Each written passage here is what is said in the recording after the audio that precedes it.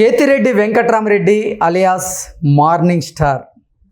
ఆయన జగన్మోహన్ రెడ్డి ముఖ్యమంత్రిగా ఉన్న సమయంలో అధికారాన్ని అడ్డం పెట్టుకొని ఆయన చేసినటువంటి అవినీతి ఒక్కొక్కటిగా బయటకు వస్తోంది అంటూ కొన్ని వార్తలు ఇప్పుడు సోషల్ మీడియాలో చక్కర్లు కొడుతున్న నేపథ్యంలో ఇంతకీ కేతిరెడ్డి వెంకట్రామరెడ్డి చేసినటువంటి ఆ అవినీతి ఏంటి, అది ఇప్పుడు ఎలా బయటకు వస్తుంది అనేది మనం విశ్లేషణ చేసుకుందాం. ప్రస్తుతం మనతో పాటు ఉన్నారు ప్రముఖ రాజకీయ విశ్లేషకులు, ప్రముఖ సీనియర్ జర్నలిస్ట్ సిఎస్ రావు గారు. సార్తో మాట్లాడదు.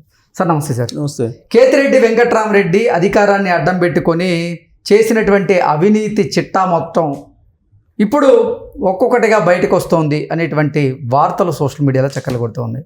ఇంతకీ కేతిరెడ్డి వెంకట్రామరెడ్డి చేసిన అవినీతి ఏంటి, అవి ఎలా బయటకు వస్తూ ఉన్నాయి?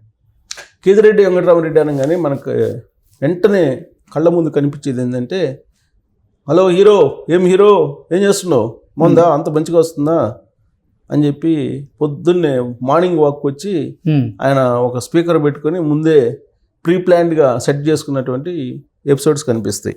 సినిమాలు కూడా అంత ప్లాన్గా తీరాము, అంత ప్లాన్డ్గా ఆయన మార్నింగ్ కార్యక్రమాన్ని క్లిక్ చేశారు. సోషల్ మీడియాలో ప్రతి ఒక్కరికి ఈ కేతిరెడ్డి వెంకట్రామరెడ్డి స్టైల్ ఆఫ్ ప్రచారం ఎలా ఉంటుంది అనేది తెలుసు.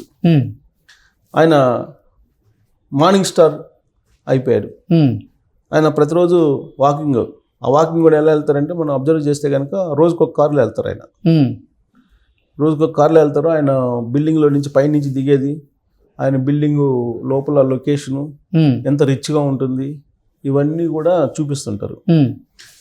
అదంతా సినిమాటిక్గా ప్రజల్ని తీసుకెళ్లేటువంటి ప్రయత్నం చేశారు ఆయన ఆ సోషల్ మీడియాలో. నిజంగా కూడా సోషల్ మీడియాలో ఫాలోవర్స్ కూడా బాగా ఎక్కువైపోయారు ఆయనకి, కేతిరెడ్డి వెంకట్రామరెడ్డికి. ఆయన సీన్ కట్ చేస్తే 2024లో ఘోరంగా ఓడిపోయారు. దానికి కారణం ఏంటంటే, మరి ఆయన అనాలిసిస్ చేసుకున్నారో లేదో తెలియదు కానీ, అంటే జగన్మోహన్ రెడ్డి గారు ఏంటంటే ప్రజలు మోసపోయారని చెప్పి అంటున్నాడు. తను చెడ్డ పాలన అందించారని చెప్పి చెప్పట్లా, డైరెక్ట్గా ప్రజలు మోసపోయారని చెబుతున్నాడు. ఏది, తెలుగుదేశం పార్టీ కూటమికి ఓట్లేసి. ఒకనొక సందర్భంలో ఏమనంటే, ఈ మధ్యకాలంలో మరో 10 ఏళ్ళు చంద్రబాబు నాయుడు గారు రేపు సీఎం అంట కదా అని చెప్పేసి అంటే, ప్రజలు ఎవరు మంచి చేస్తే వాళ్ళని ఆదరిస్తారు అని చెప్పి అన్నాడు. అంటే ఇండైరెక్ట్గా ఇతను చెడ్డ చేస్తాడు కాబట్టి ఆదరించలేదనేది ఆయన ఒప్పుకుంటున్నాడు కానీ, బట్ బయటికి చెప్పట్లా. సేమ్ ధర్మవరం మాజీ ఎమ్మెల్యే కేతిరెడ్డి వెంకట్రామరెడ్డి గారు కూడా ఆయన చేసిన తప్పులు ఏంటి అనేది అర్థం కావట్లా. జగన్మోహన్ రెడ్డి గారు క్యాడర్కి లీడర్లకి మధ్య గ్యాప్ క్రియేట్ చేశారు, లేదంటే లీడర్కి జగన్మోహన్ రెడ్డి గారికి మధ్య గ్యాప్ ఉంది, ఇట్లాంటివి చెప్తున్నారు.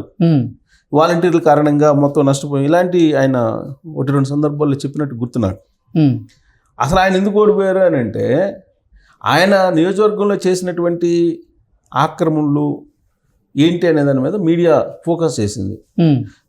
మీడియా ఫోకస్ చేసి మీడియాలో న్యూస్ రాస్తే వాళ్ళని బెదిరించి లీగల్గా కోర్టులకు లాగుతానని చెప్పేసి నాకు రకాలుగా వాళ్ళని ఇబ్బంది పెట్టి మీడియాలో న్యూస్ రాకుండా అణచివేసేటువంటి ధోరణిని ప్రదర్శించాడు ఆయన.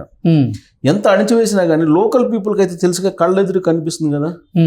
ఒక చెరువులో ఆక్రమించుకొని ఈ మొత్తం సంస్థానాన్ని ఆయన ఏర్పాటు చేశాడు.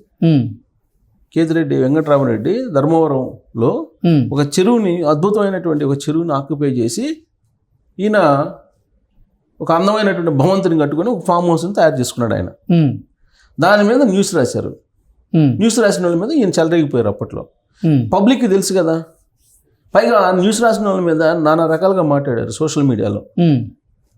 తర్వాత ఈయన ఏదో మళ్ళీ చంద్రబాబు నాయుడు గారు ఇంటి దగ్గరికి వెళ్ళి ఒక సెల్ఫీ తీసుకొని, ఇది ఆక్యుపేషన్ కాదా, ఇది అక్రమ భవనం కాదా అని చెప్పి ఒక సెల్ఫీలు కూడా పెట్టారు అప్పుడు ఆయన. ఈనాడులో, ఆంధ్రజ్యోతిలో రాసినట్టున్నారు ఆయన మీద. సో ఆయన వీళ్ళ మీద ఎదురుదాడికి దిగారు. అసలు ఆయన మీద వచ్చినటువంటి ఆరోపణ దాన్ని గురించి ప్రస్తావించకుండా, దాని మీద క్లారిటీ ఇవ్వకుండా, ఇప్పుడు ఏమైంది, దాని మీద అక్కడ లోకల్గా ఉండేవాళ్ళు పిటిషన్ వేశారు, చెరువును ఆక్రమించారని చెప్పి. పిటిషన్ వేస్తే హైకోర్టులో విచారణకు వచ్చింది. హైకోర్టులో అడిగారు, మీరు ఆక్యుపై చేశారు అని చెప్పి. దాని మీద సర్వే కూడా చేశారు. సర్వే చేసి ఆక్యుపై చేశారా లేదని నిర్ధారించండి అని చెప్తే, ఆ సర్వే చేయడానికి వాళ్ళు ఎవరిని రానివ్వట్లే ఆయన.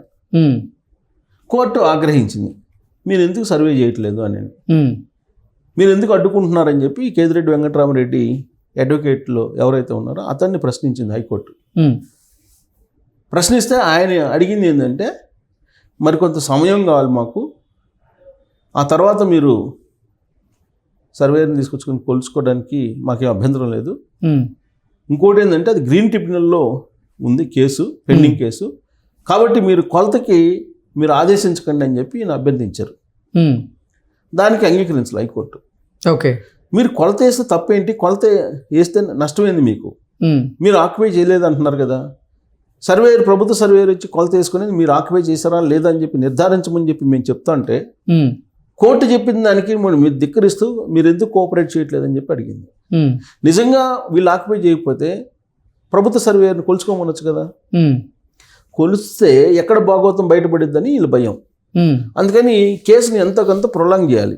Prolong Okay. చేయడానికి ఈ అభ్యర్థిని మరింత సమాచారాన్ని మేము అందిస్తాము. గ్రీన్ ట్రిబ్యునల్ కేసు ఉంది, మేము వాదనలు వినిపించడానికి మరి కొంత సమయం కావాలంటే హైకోర్టు ఏదో ఇంకొక వారం 2 వారాల్లో టైం ఇచ్చినట్టుంది. ఉమ్, అంటే కోర్టు ఆదేశాన్ని కూడా అమలు చేయకుండా ఉండేలాగా ఈ కేతిరెడ్డి వెంకటరామరెడ్డి గారు ప్రయత్నం చేస్తున్నారనేది ఆయన మీద ఇప్పుడు ఉన్నటువంటి అభిప్రాయం అక్కడ లోకల్ పీపుల్కి.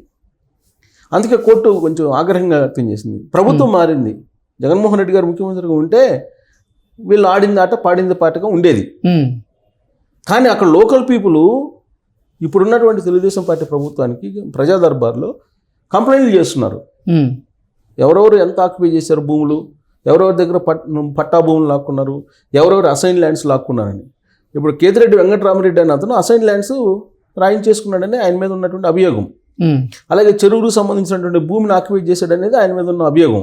ఉమ్, మరి ఆ అభియోగాలు నివృత్తి కావాలంటే సర్వే చేయాలి కదా. ఈయన అసలు ఒరిజినల్ ల్యాండ్ ఎంత ఉంది, ఈయన ఆక్యుపై చేసింది ఎంత ఉంది, ఉమ్, ఈయన అసైన్ ల్యాండ్స్ ఎంత రాయించుకున్నాడు, ఇవి బయట రావాలి కదా. దాని మీద ఎంక్వైరీ వేయమని చెప్పి ఇప్పుడు తెలుగుదేశం పార్టీకి సంబంధించినటువంటి లీడర్లు అక్కడ డిమాండ్ చేస్తున్నారు. ఉమ్, ఇది ప్రత్యేకమైన ఎంక్వైరీ చేయాలని. ఆల్రెడీ కోర్టులో ఉంది, హైకోర్టులో ఒక పిటిషన్ వేశారు, ప్రజా ప్రయోజనాల వాద్యం వేశారు ఒక అతను.